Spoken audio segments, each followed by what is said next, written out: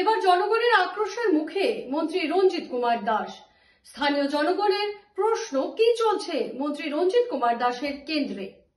এবার জনগণ তুল্য প্রশ্ন, কি চলছে মন্ত্রী রঞ্জিত কুমার দাসের কেন্দ্রে? 2 বছরেও সম্পূর্ণ হলো না নবনির্মিত পঞ্চায়েত ভবন। পঞ্চায়েত এবং গ্রামোন্নয়ন মন্ত্রী রঞ্জিত কুমার দাসের কেন্দ্রে পঞ্চায়েত ভবনটি এখন পর্যন্ত উন্নয়নের ছবি তুলে ধরেনি।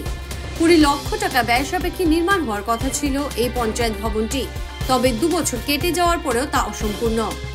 উন্নয়ন স্লোগান দেওয়া বিজেপি সরকারের কাজের কি এই নমুনা? কেন রক্ষণাবেক্ষণ দেওয়া হচ্ছে বিপুল বেধি নামের ঠিকাদারকে? কেনই বা সেই কাজটি এখন পর্যন্ত অসম্পূর্ণ? কাজ সম্পূর্ণ না হওয়ায় জনগণ দুঃখ প্রকাশ করেছেন এবং ক্ষোভও প্রকাশ করেছেন। এইটো ঘৰ আমি প্ৰায় এবছৰ পাৰে হ'ল, প্ৰায় 2 বছৰে আৰম্ভ হৈছে। আজিলৈকে এই ঘৰটো এনেকুৱা অৱস্থাতে দেখা পাইছোঁ। কেতিয়াবা মিস্ত্ৰী 2-এজন আহি মাত্ৰ অকণমান কিবা ইফাল সিফাল কৰে আৰু গুচি যায়। আমি এই ঘৰটোৰ ক্ষেত্ৰত আমাৰ অলপমান আমি সদায় নজৰ কৰোঁ। মই পঞ্চায়তৰ নিয়াৰেষ্ট মানুহ, গতিকে এইটো ঘৰৰ ক্ষেত্ৰত চৰকাৰী কৰ্তৃপক্ষ চোৱা চিতা কৰি থকা দেখা পাইছোঁ, কিন্তু আজিলৈকে ইয়াৰ কোনো পূৰ্ণাংগ ৰূপ দেখা নাই। গতিকে আমাৰ অনুৰোধ, এইটো সোনকালে ইয়াক পূৰ্ণাংগ কৰি ৰাইজৰ মাজতে দিব লাগে। পঞ্চায়ত মন্ত্ৰী ৰঞ্জিত কুমাৰ দাসৰ সমষ্টিত এটা ঘৰ আজিলৈকে সম্পূৰ্ণ হৈ উঠা নাই। কি আহ্বান জনাব মন্ত্ৰী ৰঞ্জিত কুমাৰ দাসক? এইটো ঘৰ সম্পূৰ্ণ হ'ব লাগে, ৰাইজৰ মাজত সম্পূৰ্ণ কৰি ৰাইজৰ কাৰ্যকৰী কৰাৰ কাৰণে কামত ব্যৱস্থা কৰিব লাগে। এইখিনিয়ে মই অনুৰোধ কৰিছোঁ। আচলতে কাৰ গাফিলতিৰ ঘৰটো হোৱা নাই? এইটো হৈছে ভিতৰৰ আন্তঃগাঁথনিৰ কথা মই নাজানো, কাৰণ কিয় এইটোত কাৰ জড়িত, কোন ঠিকাদাৰ, কোন কাৰ জৰিয়তে, যিখিনি মই জানাত আমাৰ অফিচ কৰ্তৃপক্ষ ইয়াত জড়িত নাই এই ঘৰটোৰ ক্ষেত্ৰত। কাৰণ ছেক্ৰেটাৰী মোক কৈছে কথাটো যে আমাৰ হেৰিত নাই, এইটো কোনোবা পঞ্চায়ত কমিটিৰ হাতত আছে। গতিকে ঘৰটোৰ ক্ষেত্ৰত এতিয়া কোন ঠিকাদাৰ সেইটোও মই নাজানো, কিন্তু ঘৰটো এনেকুৱাকৈ আহে, মিস্ত্ৰী 2-4জন আহে, কেতিয়াবা অলপমান কৰে আৰু গুচি যায়। মিস্ত্ৰী 3-4টা পাৰ্টি আহিছে, কাম কৰিছে, কিবা অলপ কৰিছে, অলপ চলপ কৰি এইখিনি ৰূপ ধৰিছে। কেইবছৰমান হ'ল এনেকুৱাকৈ থকা? প্ৰায় এবছৰ পাৰ হৈ গ'ল। ইয়াত দৰ্জা খিৰিকীবিলাকৰ আচলতে আজি পচি যাব ধৰিছে পানী পৰি। নাই, এইটোতো হ'বই, কাৰণ ইয়াত এটা বাৰিষা অতীত হৈ গ'ল, বাৰিষা পাৰ হৈ গৈছে। হাতবিলাকতো আৰু পানী পৰি থাকিলে ইয়াত কোনো প্ৰটেকশ্যন নাই, বা ইয়াত যিখিনি পানীৰ কাৰণে যিখিনি হেৰি লাগে, পকীবিলাকতো তেনেকুৱা পানী পোৱা নাই। বৰষুণৰ যি পানী পৰিছে সেইখিনিতে সন্তুষ্ট হৈছে। এতিয়া কথাটো হ'ল কি, মই এইটো কথা অৱশ্যে এদিন BDO ছাৰে আহি চোৱা চিতা কৰাটো গম পাইছোঁ। CO ছাৰে এখন গাড়ীখন দেখা পাইছোঁ। তেওঁ বা কি কাৰণত আহিছে নাজানো, আমি আৰু অফিচৰ অকণমান ক্ষেত্ৰত নোসোমাওঁ যে তেওঁলোকে চাই চিতি বা কি সেইটো সিদ্ধান্ত লৈছে নাজানো, কিন্তু ঘৰটো আজি এবছৰ। বহুকেইটা অঞ্চলত যি পঞ্চায়ত ভৱন আছে, এই পঞ্চায়ত ভৱন কিন্তু মন্ত্ৰী ৰঞ্জিত কুমাৰ দাসে উদ্বোধন কৰি আছে। প্ৰায় 6 মাহ ধৰি উদ্বোধন কৰি আছে। যোৱা কেইমাহমান মাহতো বহুতকেইটা উদ্বোধনী কৰি গৈছে। প্ৰায় 2 বছৰ হোৱা বুলি কৈ গ'ল এই আপোনাৰ ঘৰটো, কিন্তু আজিলৈকে সম্পূৰ্ণ নাছিল। কি ক'ব?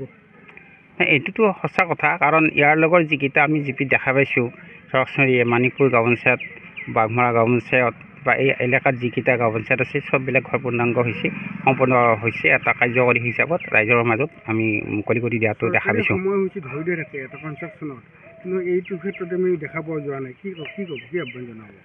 এইটো ক'ৰবাত হেমাহি আছে, ক'ৰবাত কিবা খেলি মেলি আছে।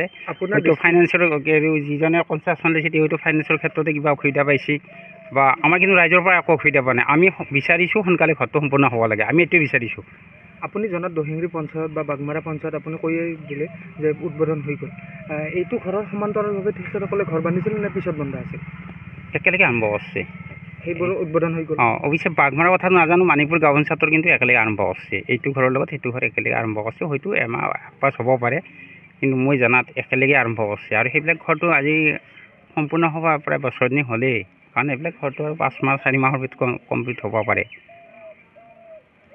কথা হ'ল কি, চৰকাৰী এটা অনুষ্ঠান এটা সময় থাকে, কিন্তু সেই সময়ত নহ'লে মানুহৰ চকুত পৰে। আমি দেখা পাইছোঁ, তাৰমানে মিস্ত্ৰী কালি পৰহি দিনা আছিলে 5জনমান, এনে কিবা লাৰি ঠাৰি গুচি গৈছে। গতিকে অনুষ্ঠানটো জীয়াই থাকিব লাগে, আৰু চৰকাৰী অনুষ্ঠান হয়নে নহয়, আৰু ৰাইজৰ দৃষ্টিগোচৰ হৈছে। আমি ভাবিছোঁ, আমি তেনেকৈ ভাবিছোঁ, কিয় হোৱা নাই, এই 2 বছৰ ওপৰত হ'ল বোধহয়। ইয়াতো মন্ত্ৰী ৰঞ্জিত কুমাৰ দাসৰ এইটো সমষ্টি হয়, সেই সমষ্টিতে কিন্তু কামৰ উন্নয়ন হোৱা দেখা নাযায়। কি ক'ব? মন্ত্ৰী ৰঞ্জিত দাসেতো দিছে অনুষ্ঠান এটা দিছে, কিন্তু এই মুধা ফুটা ঠিকাদাৰবিলাকৰ কাৰণে এই অৱস্থাটো হৈছে। যদি আচলতে তেওঁ কাৰ্যকৰী কামটো কৰিবই নোৱাৰে হা তেওঁ কামটো ল'ব নালাগে বেলেগক দিব লাগে একে সময়তে বন্ধা আচলতে বিভিন্ন পঞ্চায়তৰ কাম কাজ সম্পূৰ্ণ হৈছে উদ্বোধনী হৈ গ'ল কিন্তু এইটো হৈ গৈছে আচলতে মন্ত্ৰীগৰাকী কি আহ্বান জনাব পঞ্চায়তৰ বিষয়ে না মন্ত্ৰী তেখেতক মই এটা কথাই ক'ব খোজোঁ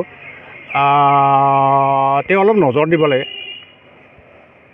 লাগে কাৰণ তেওঁ আমাৰ সমষ্টিৰ MLA হওক বা মন্ত্ৰিত্বই হওক আৰু তেওঁ পাঠশালাবাসীয়ে তেওঁ নজৰ দিয়াটো দৰকাৰ আৰু আমি তেওঁক বিচাৰোঁ পঞ্চায়তৰ যে কাম কাজসমূহ আছে কাম কাজসমূহ কিন্তু BDOৰ দ্বাৰা পৰিচালিত হয় কি ক'ব আচলতে BDO আহিছিল নে অহা নাই মই পিছে লগ পোৱা নাই কাৰণ মোক আজি ভাগ্যক্ৰমে আপোনালোকে লগ পাইছে মই বাহিৰত থাকোঁ হা গতিকে এইখিনি আহি আপোনালোকৰ লগ পোৱাৰ কাৰণে খুব ভাল লাগিল হা আমি এইটোৱে ক'ব কৈছোঁ BDO ছাৰে তদন্ত কৰক আৰু আমাৰ বিভাগীয় মন্ত্ৰী মহোদয়ে তদাৰক কৰক কি হৈছে এটা আমি বিচাৰিছোঁ আমাৰ অনুষ্ঠান যে কোনো খবৰেৰ জন্য যোগাযোগ কৰুন 7099017330 এবং 7099017110 নম্বৰে।